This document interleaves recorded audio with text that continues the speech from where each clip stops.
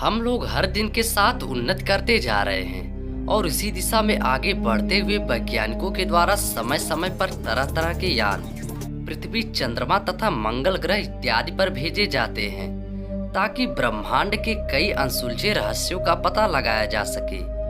किंतु जो रहस्य का सबसे बड़ा स्रोत है वह हमारी पृथ्वी पर ही मौजूद है और उसे हम समुद्र के नाम से जानते हैं। साथियों, आप तो यह जानते होंगे कि हमारी पृथ्वी का अधिकांश हिस्सा पानी अर्थात समुद्र से घिरा हुआ है।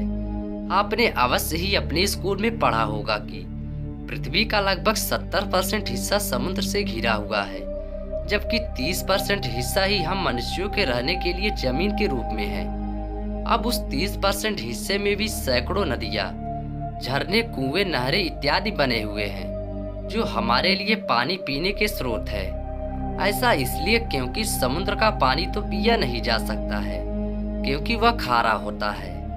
अब कभी आपने यह सोचा है कि समुद्र जो कि पृथ्वी का 70% हिस्सा है उसके नीचे क्या है? समुद्र केवल बड़ा ही नहीं बल्कि नीचे से गहरा भी बहुत है। ऐसे में यदि आप आज के इस वीडियो में यह जानने आए हैं कि समुद्र के नीचे क्या है, तो आज हम आपके समक्ष इसी रहस्य से ही पर्दा उठाने वाले हैं। तो आइए जानते हैं कि समुद्र के नीचे क्या हो सकता है। तो वीडियो के अंत तक जरूर बने रहिए। साथियों, समुद्र के नीचे क्या है या समुद्र का अंत कहाँ होता है इत्यादि बातों को जानने से पहले हम आपको पृथ्वी का स्ट्रक्चर समझा देते हैं, क्योंकि इसी की सहायता से ही आप यह समझ पाएंगे कि आखिरकार समुद्र के नीचे क्या हो सकता है। इसी के साथ ही समुद्र से जुड़े कई अन्य रहस्य भी सुलझ पाएंगे। तो हम जब पृथ्वी का नक्शा देखते हैं तो वह कागज पर होता है और हमें लगता है कि हम सभी पृथ्वी के अंदर रहते हैं, जबकि ऐसा नहीं है।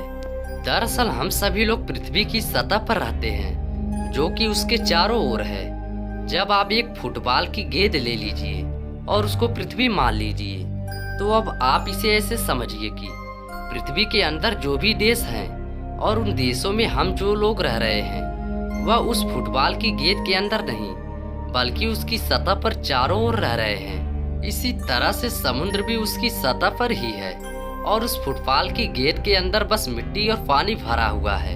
अब उस मिट्टी या पानी के अंदर क्या कुछ है, यही तो रहस्य है। तो इस तरह से आप यह तो समझ ही गए हैं कि हम पृथ्वी के अंदर नहीं बल्कि उसकी सतह पर निवास करते हैं और हमारे नीचे से ही पृथ्वी के अंदर का आवरण शुरू होता है।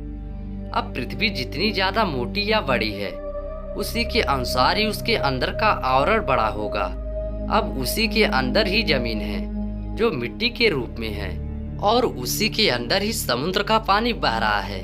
तो इसी रहस्य को समझने ही तो आप यहाँ आए हैं। आइए थोड़ा और विस्तार से जान लेते हैं। साथियों, यहाँ हमने आपको पृथ्वी का स्ट्रक्चर समझा दिया है और इसे पढ़कर आपके मन के बहुत सारे प्रश्नों का समाधान हो गया होगा और आपको पृथ्वी की भौगोलिक स्थिति के बारे में थोड़ा बहुत ज्ञान हो गया होगा। हालांकि आपके इस प्रश्न का उत्तर दिया जाना भी बाकी है कि समुद्र के नीचे क्या कुछ हो सकता है या फिर समुद्र के नीचे का क्या रहस्य है। तो अब जो हम बात आपको बताने जा रहे हैं वह आपको अवश्य ही आश्चर्यचकित कर देने वाली है। अब आप तो यह जानते हैं कि मानव सभ्यता ने इतनी ज्यादा उन्नति कर ली है कि हम अपने यान को पृथ्वी की कक्षा से बाहर चंद्रमा, मंगल ग्रह इत्यादि की कक्षाओं में भेज रहे हैं और इतना ही नहीं, वहां पर कई मनुष्य भी गए हैं। जल्द ही इसमें और भी ज्यादा उन्नति होने वाली है जो हमारे लिए कई अनसुलझे रहस्यों से पर्दा उठाने वाली है।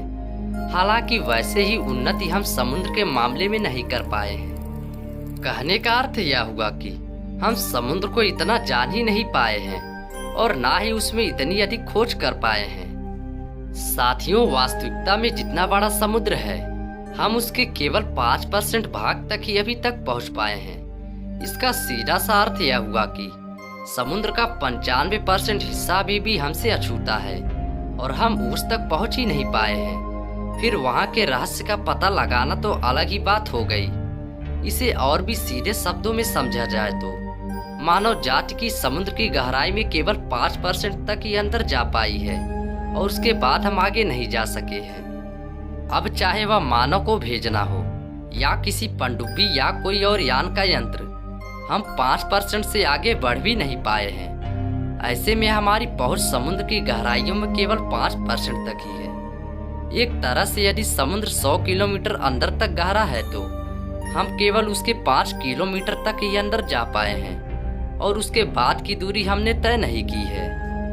साथियों, अब आपका अगला प्रश्न यह होगा कि जब हमने इतनी ज्यादा उन्नति कर ली है और दूसरे ग्रह तक पहुंच गए हैं तो आखिरकार समुद्र में क्यों नहीं जाया जा सकता है? तो इसका सीधा सा उत्तर है समुद्र का दबाव।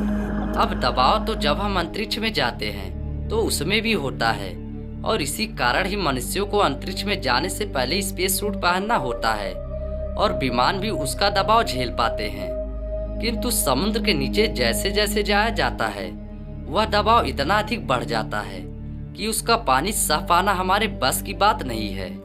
यदि समुद्र में और ज्यादा नीचे जाया जाता है तो वह दबाव इतना अधिक होता है कि उससे पनडुब्बी सहित मनुष्य फट जाता है और उसके चीथड़े हो जाते हैं। जितना ज्यादा समुद्र की गहराई में जाया जाता है वह दबाव उतना ही अधिक बढ़ जाता है। दूसरा कारण यह है कि पानी के अंदर सिग्नल या तरंगों को ज्यादा दूरी तक नहीं ले जाया जा सकता। अब अंतरिक्ष में तो खाली स्पेस होता है और उसमें तो सिग्नल बहुत ही तेजी के साथ यात्रा करता है, जबकि पानी में यह गति बहुत ही धीमी हो जाती है और एक समय के बाद खो ही जाती है। हालांकि इस दिशा में भी तेजी के साथ काम चल रहा है, लेकिन उसमें अभी उतनी सफलता नहीं मिल पाई है। इसी कारण हमारी पहुंच अभी समुद्र के केवल छोटे से हिस्से जो कि 5% तक का है वहीं तक ही हो पाई है। साथियों, अब हम आपके मुख्य और अगले प्रश्न का उत्तर देते हैं, जो है समुद्र के नीचे क्या है। कहने का अर्थ यह हुआ कि हमारी जिस 5% तक भी पहुंच है तो समुद्र के उस हिस्से तक क्या होता है। तो इसका पहला उत्तर है अथाह खारा पानी जो समुद्र का हिस्सा होता है। इसी के साथ ही उस हिस्से में आपको असंख्य समुद्री जीव जंतु व पेड़ पौधे दिखाई देंगे जो वहां निवास करते हैं। अब इनकी कोई गणना नहीं की जा सकती है क्योंकि इनकी प्रजातियों की संख्या करोड़ों में है। अब पृथ्वी की 30% भूभाग वाली जमीन में ही करोड़ों तरह की प्रजातियां हैं, तो समुद्र तो फिर 70% हिस्से में फैला हुआ है। ऐसे में उसमें बहुत सारी प्रजातियों के अनगिनत जीव जंतुओं का होना साधारण बात है। ऐसे में आप यह मत समझिए कि वहाँ केवल मछलियों की ही प्रजातियां पाई जाती है, बल्कि वहाँ पर कई अन्य जीव जंतु जैसे कि व्हेल, कछुआ, केकड़े, मेढक इत्यादि भी होते हैं। इसी के साथ ही समुद्र के अंदर अथाह पेड़ पौधे और उसके जरिए वनस्पतियों का भंडार भी है। इसके बारे में भी अनुमान लगाया जाना मुश्किल है कि वह कितने हैं या उनकी कितनी तरह की प्रजातियां होंगी। इन सभी के अलावा समुद्र में आपको बर्फ के बड़े बड़े पहाड़, ऊर्जा तथा अन्य चीजें भी देखने को मिल जाएंगी। एक तरह से समुद्र में कुछ भी हो सकता है और इसके बारे में मनुष्य कभी भी सटीक आकलन नहीं लगा पाएगा। तो दोस्तों, अब आपको समझ में आ गया होगा समुद्र का क्या रहस्य है। आखिर हमारा समुद्र इतना बड़ा विशाल है तो इसके बहुत से रहस्य अभी भी छुपे हुए हैं। वीडियो यहीं पर समाप्त होती है। अगर वीडियो पसंद आई हो तो वीडियो को लाइक कर चैनल को सब्सक्राइब जरूर करें। तब तक के लिए गुड बाय।